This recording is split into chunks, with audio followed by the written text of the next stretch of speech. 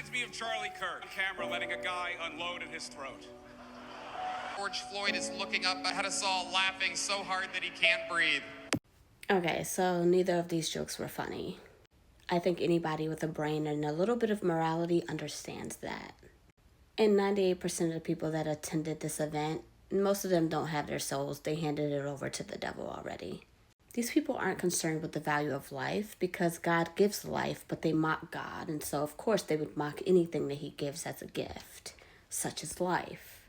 So they spend most of their time devaluing life. That's why they promote abortion so much.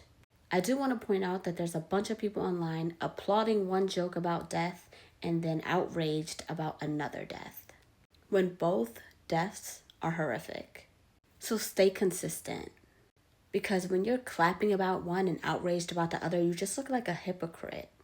Or you just look racist. Either one is deplorable. But stand on your beliefs. You think murder is wrong? Then all murder is wrong. Now maybe I just have a bad sense of humor. I just don't think these people are funny. And I really don't think that you should be joking about death. At least not in the immoral way that they do it, because there is a way to be lighthearted when you're dealing with grief. But that's not the case in these scenarios.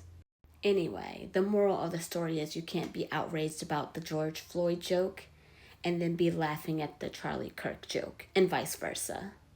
I don't care how you felt about either man. Life is from God.